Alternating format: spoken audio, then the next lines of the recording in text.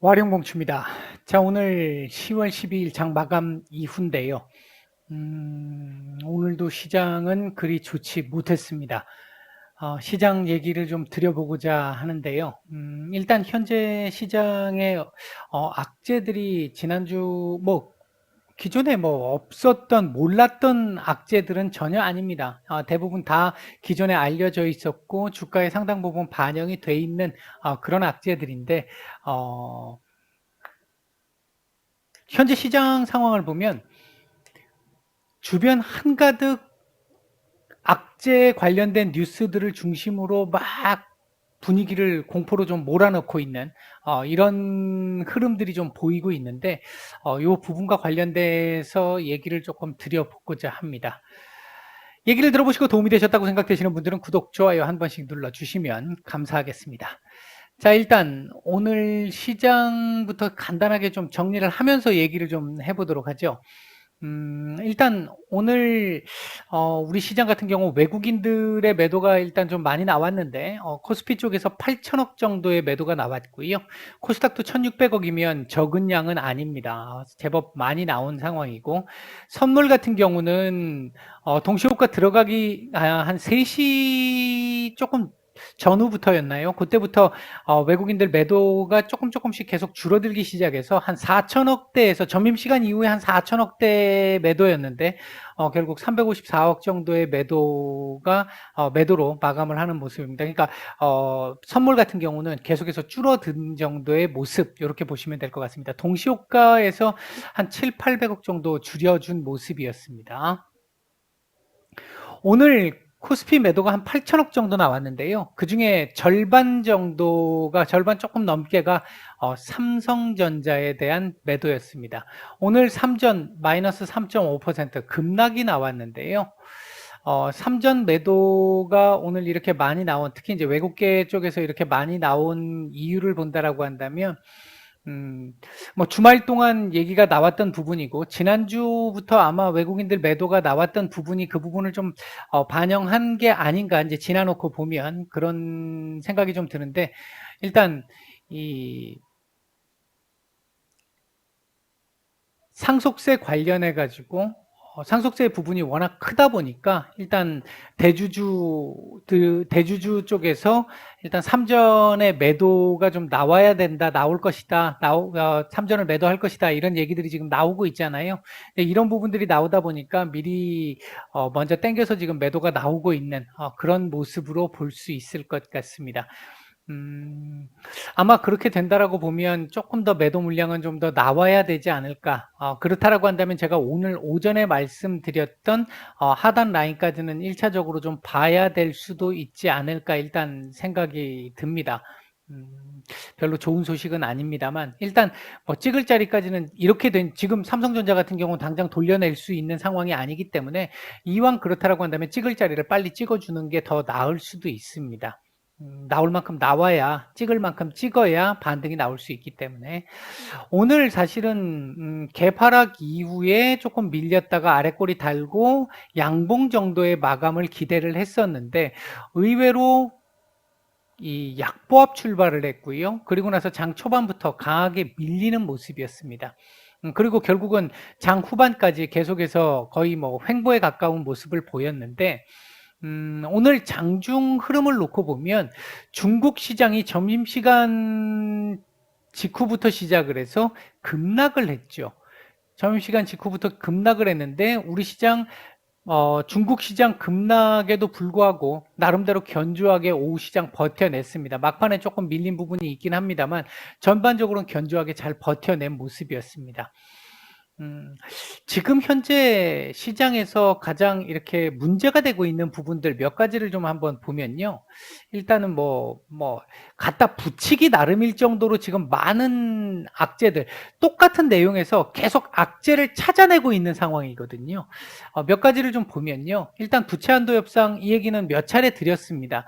일단 이 부분과 관련해서 보면 12월 3일까지 연장이 된 상태잖아요. 지금 이게 해결된 부분은 아닙니다. 그러나 12월 3일 전에 해결은 될 거예요. 해결될 겁니다. 해결될 건데 과연 이게 해결되는 과정에서 인프라법이나 사회지출 법안 그리고 증세가 얼마나 깎일 것이냐, 그러니까 타협을 얼마나 볼 것이냐. 일단 지금 보면 사회지출 법안 같은 경우 기존에 3.5조였는데 바이든 대통령이 지난주에 1.9에서 2.2조 정도까지 지금 줄일 수 있어라고 얘기를 한 상태잖아요.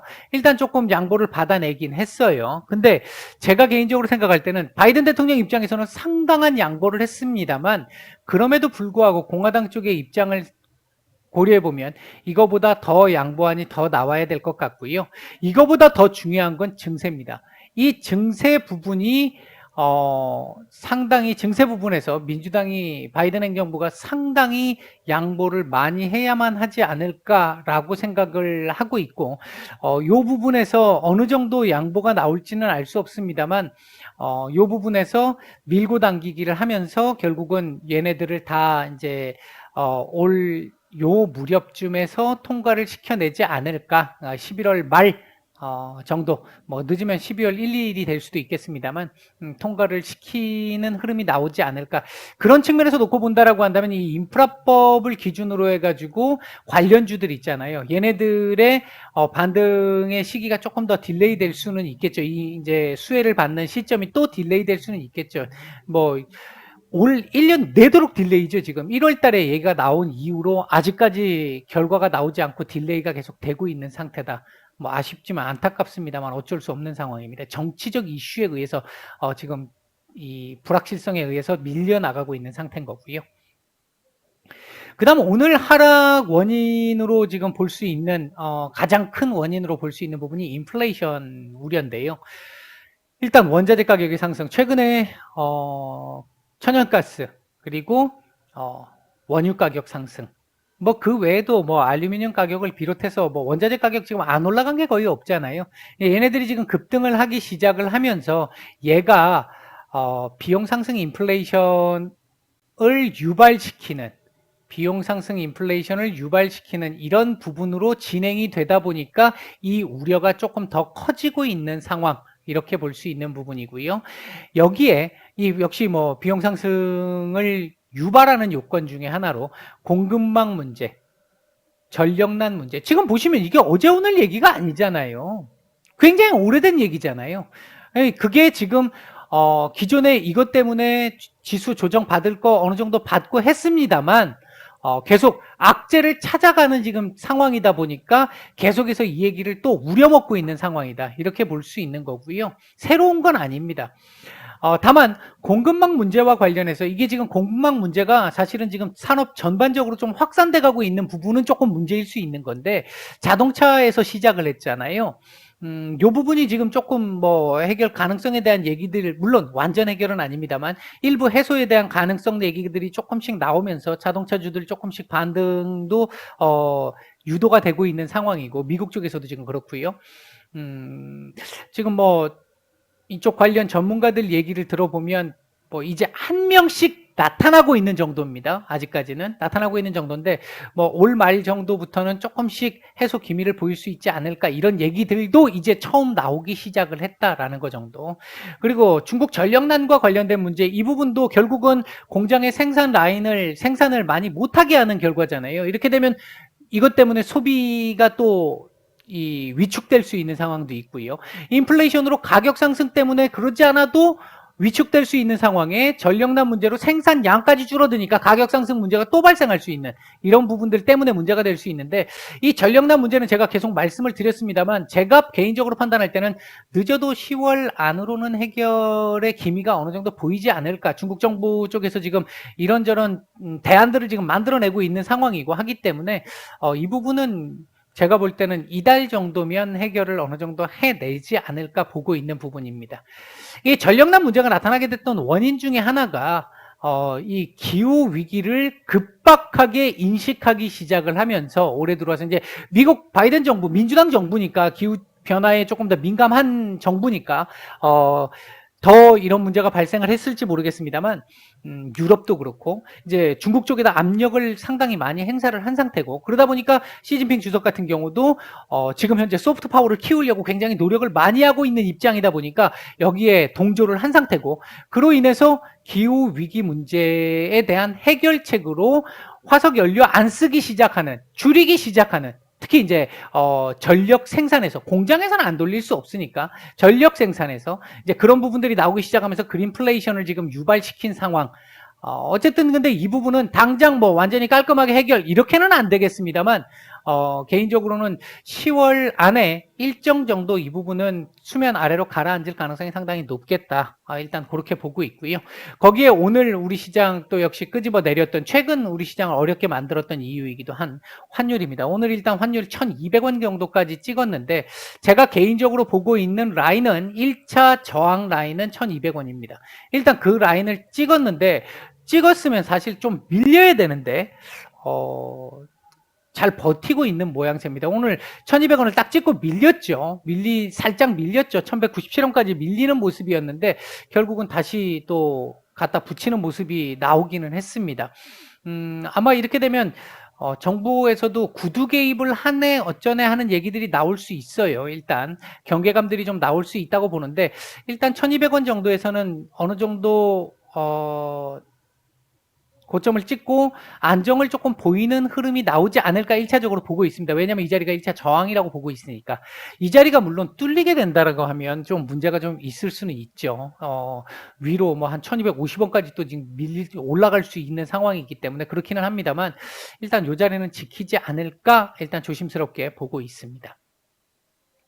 그 다음에 이제 또 한 가지는 스태그플레이션에 대한 우려인데요. 이건 뭐 인플레이션 지금 나와 있는 이 상황에서 경기 침체 우려까지, 이 경기 침체 우려를 반영한다라고 할 수 있는 부분이 지금 세계 경기 둔화, 어제 이제 오늘 새벽에 글로벌 경제 성장률도 조금 둔화가 됐고 이제 좀 하향 조정을 했고, 미국 같은 경우도 올해 경제 성장률, 내년 경제 성장률 지금 조금씩 하향 조정을 했잖아요. 이제 이 부분 때문에 문제가 조금 얘기가 나온 상황인데, 기존에도 이제 계속 이런 얘기는 있었습니다만, 일단은 이 문제 유발의 근본적인 부분은 델타입니다. 특히 이제 스태그플레이션의 주된 요인은 델타입니다. 델타 변이. 이게 이제 8월 말에서 9월 초였잖아요.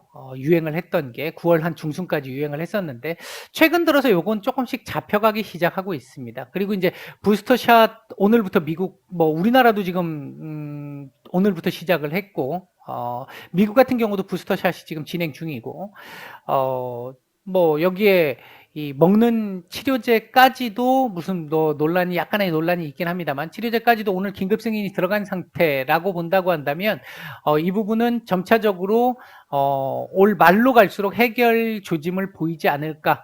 왜냐하면 또 올 말 들어오면 미국 쪽은 소비 시즌이잖아요. 소비 시즌이 들어오기 때문에 그 부분까지 같이 겹치게 되면 조금 해결 가능성이 조금 더 높아지지 않을까 일단 보고 있는 부분이고요. 아직까지 스태그플레이션까지 갔다라고 볼 수는 없어요.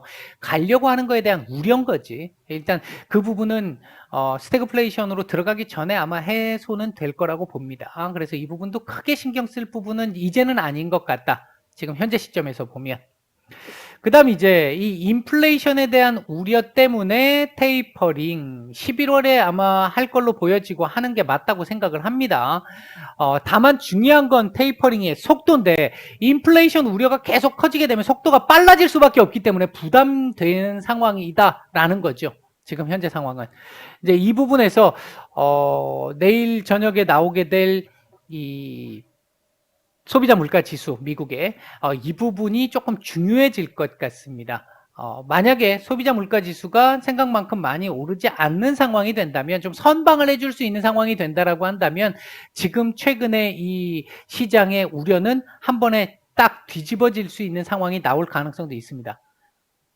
일단 뭐 어떻게 나올지는 뭐 전혀 예상이 안 됩니다. 왜냐하면 기존의 예상치하고 너무 지금 급변하는 결과치가 나오다 보니까, 시장의 컨센과 너무 다르게 나오다 보니까 예상은 지금 조금 어려운 상황이다, 이렇게 말씀을 드리겠고, 테이퍼링하고 연결되어 있는 금리 인상, 이 부분 역시 마찬가지입니다. 오늘 우리나라 같은 경우 금통위에서 금리를 동결을 했죠. 다음 달 아마 올릴 것 같습니다. 오늘 이주열 총재의 발언을 추측해 본다면 다음 달은 아마 올릴 것 같습니다. 그리고 현재 시장이 반응하고 있는 부분은 올 말에, 그러니까 다음 달에 금리 인상을 한번 할 거고, 내년 1월쯤 한번 더, 내년 내로 한 번 더 정도 나오면서 한 내년 말까지 1.5% 정도 금리를 유지할 것이다라고 지금 채권 시장에서 보인 반응은 요 정도 반응을 지금 보이고 있습니다.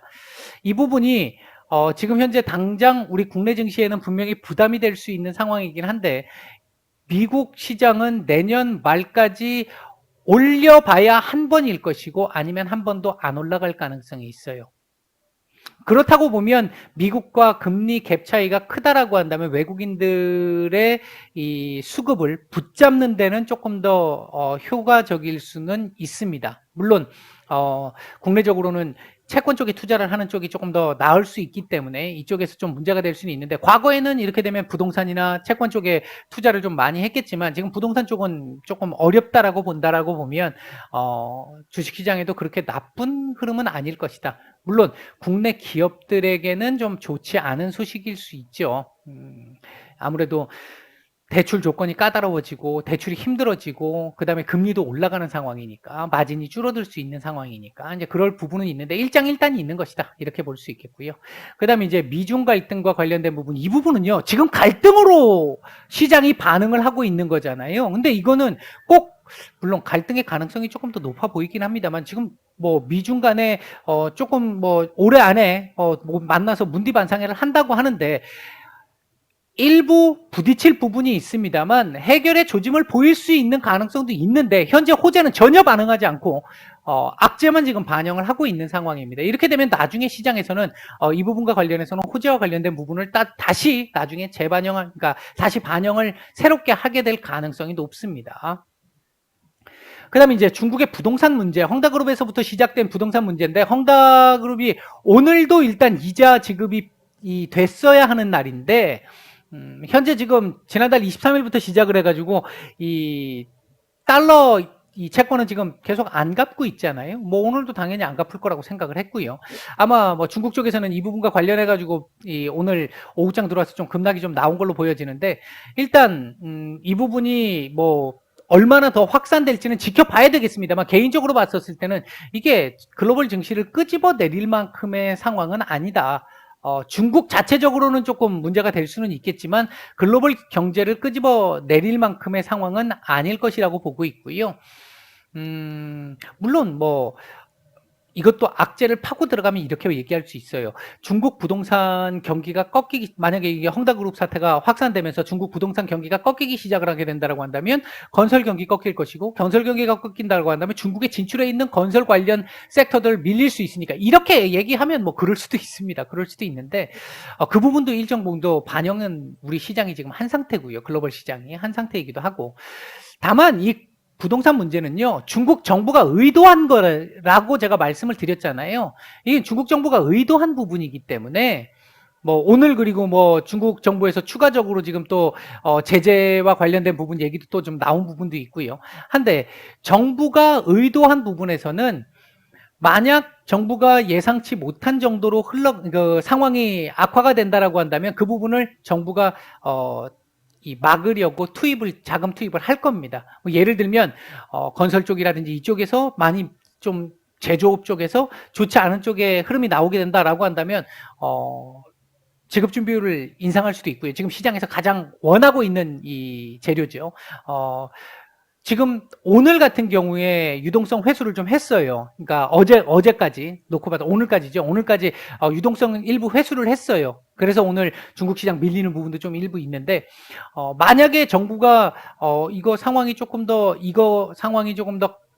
심각해질 수 있을 것 같아, 이 상황도 조금 더 심각해질 수 있을 것 같아, 그러면 중국 정부에서 유동성 공급하면서 정책적으로 해결을 할 겁니다. 이게 정부에서 의도한 부분이기 때문에, 그래서 그 부분에 대한 걱정을 크게 하지는 않는다.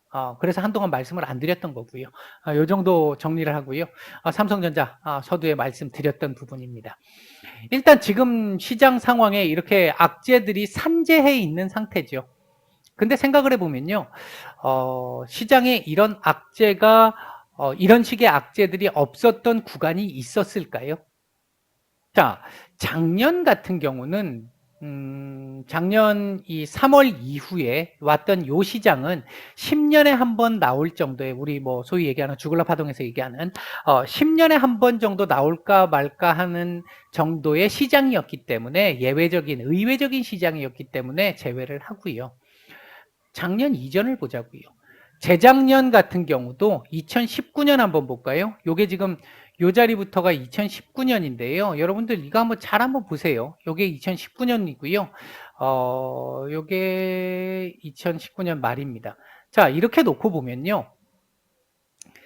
좋았던 구간 연초에 살짝 좋았다가 한 차례 밀리면서 박스권, 그리고 여기서 한번 강하게 밀림이 나왔고, 이후에 박스권 반등이 좀 나오는 데 됐습니다만 다시 한 번 더 크게 하락이 나온 상태죠. 두 번의 큰 하락이 나온 상태입니다.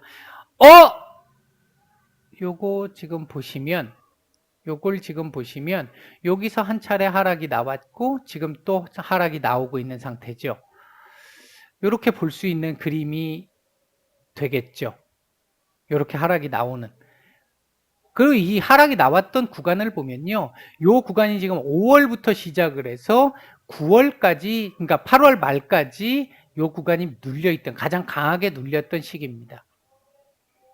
매년 이런 구간들이 있었다는 거죠. 이런 구간들이. 이때도 뭐 살짝 있었습니다만, 이때도 그렇고요. 항상 이런 구간들이 있다라는 거죠. 지금만 유독, 그럼 이때는 뭐 눌릴 명분이 없었겠습니까? 항상 그래왔지만 안 좋은 악재가 많았을 당시에는 악재를 계속 반영합니다. 악재만 부각시켜서 반영을 해요. 이때 메인이 미중 무역 갈등이었잖아요. 무역 전쟁이었잖아요. 이때도 마찬가지잖아요. 2018년도 한번 보세요. 2018년도 뭐 완전 뭐 박살이 났었던 한 해잖아요. 이거 미중 무역 분쟁. 이랬던 시기인데, 이게 매년 보면 주식시장이 좋을 때보다 안 좋을 때가 훨씬 많습니다. 1년을 딱 놓고 보면 작년 예외라고 말씀드렸고, 아마 이 주식 경력이 몇 년 정도 되시는 분들은 아실 거예요. 경험상. 과거 한번 생각해 보세요. 좋았을 때보다 안 좋았을 때가 훨씬 많았어요. 근데 그 안 좋은 와중에서도 오르는 애들은 올라가는데, 이게 시장의 흐름이 올해는, 시장의 올해 이 흐름을 놓고 보면요. 이 흐름을 놓고 보면 나쁘지 않았음에도 불구하고 1월 22일 날 테이퍼링 얘기가 나온 이후부터 시장의 이 성격이 조금씩 바뀌기 시작을 했고, 한 5월, 6월 넘어가면서부터 시작해서는 시장이 사실 질적으로 좋지 않은 시장이었습니다. 그 질적으로 안 좋았던 부분이 8월부터 본격적으로 반영이 됐던 것 뿐이고요. 아마 이 과정이 지나고 나면 시장이 과거 예전에 원래 있었던 그런 성격처럼, 시장의 성격이 수급의 순환매가 어느 정도씩 돌아가는 그런 모습으로 조금씩 회귀를 하게 될 거라고 봅니다. 원래의 모습을 어느 정도 찾아갈 거라고 봐요. 그렇기 때문에 이 구간, 뭐 보통 이런 부분들 있잖아요. 오늘 뭐 제가 이래저래 이렇게 주변 이걸 얘기를 들어보니까 이제 애널리스트 분들이나 아니면 이제 소위 이제 전문가라고 하는 분들 그동안 어떤 이런 예상들을 막 했는데, 그 예상들이 뭐 저도 마찬가지입니다만 계속 많이 틀렸잖아요. 결과론적으로 보면 삼성전자도 그렇고 많이 틀렸잖아요. 틀렸다 보니까 뭐 되게 안 좋게 말씀하시는 분들이 되게 많았던 것 같은데, 이제 그러니까 거의 지치는 상태까지 왔다는 거죠. 올 때까지 왔다는 얘기인데, 잘 생각해 보시면, 제가 예전에도 그런 얘기를 한번 드린 적이 있었는데, 저희 같은 사람들이 점쟁이가 아니에요. 인문과학이라고 말씀을 드렸죠. 주식시장이. 인문과학. 이 얘기 정말 많이 드렸고요. 제 이 영상이나 강의 영상이나 블로그가 아니라 카페에 보시면은 이것과 관련된 설명들도 많이 있습니다. 보시면 이 데이터에 근거해서 말씀을 드리는 거예요. 숫자로 찍히는 걸 가지고 말씀을 드리는 거예요. 근데 그 와중에 이게 들어가 있잖아요. 사람의 심리가 녹아 있잖아요. 근데 이 사람의 심리라고 하는 부분이 어느 정도, 요럴 때는 요렇게 돼 라는 계량화되어 있는 건 없어요. 대신 과거 경험을 통해서 이 정도에서는 요렇게 반응해. 예를 들면 우리 신용 반대 매매 나오는 그런 부분들이 있잖아요. 금액이 안 나와도 나왔을 것이다라고 말씀을 드리고 하는 그런 부분들, 이런 것들이 이제 과거 경험을 바탕으로 말씀을 드리는 것들인데, 일부 데이터는 있겠습니다만 말씀을 드리는 건데, 그걸 가지고 말씀드리는 상황에서 이런 식으로 이제 시장이 어려운 구간들을 지나가게 되면, 일정 정도 수준쯤 오게 되면 사람들의 심리가 무너지는 구간이 오게 되죠. 군중 심리에 의해서 투매가 나오는 상황들, 이런 상황들이 나오게 되면 예상이 맞지 않게 나올 가능성이 높아질 수 있는 거죠. 그런 때는 이제 그런 부분들의 어려움도 좀 있다라는 말씀을 좀 드리는 거고요. 굳이 변명을 좀 한다면 그런 말씀을 좀 드리는 거고요. 그럼에도 불구하고 예상을 하지 않을 수는 없잖아요. 우리가 예상을 해야 그에 맞춰서 향후 이렇게 진행이 될 가능성이 일단은 조금 더 높으니까 그 가능성을 보고 그에 대한 대처를 하는 거 아니겠습니까? 일단 그런 차원이라고 말씀을 드릴 수 있겠고요. 일단 우리 소위 속된 표현으로 인간 지표라고 얘기하는 부분들은 거의 지금 바닥을 얘기하고 있는 상태고, 개인적으로 제가 생각할 때 오전에도 말씀을 드렸습니다만, 일단 1차 지지 라인은 2,900입니다. 이거 깨지면 제가 봤을 때 2,800 초반은 봐야 해요. 2,800 초반까지는 봐야 합니다. 근데 여기까지는 열어는 놔야 되지만 안 갈 가능성을 조금 더 높게 보고 있고, 이 자리에서 지지를 해줄 걸로 일단은 보고 있습니다. 오늘 같은 경우도 일단은 직전 저점을 깨긴 했습니다만 2,900 초반에서는 수급 변화가 조금 보였거든요. 외국인들 같은 경우도 매도가 계속 있었습니다만 아래쪽에서는 매도 폭을 좀 줄이는 경향도 좀 있었었고, 선물 방향도 일부 바닥을 조금 보여주는 듯한 이 흐름도 좀 나왔었고요.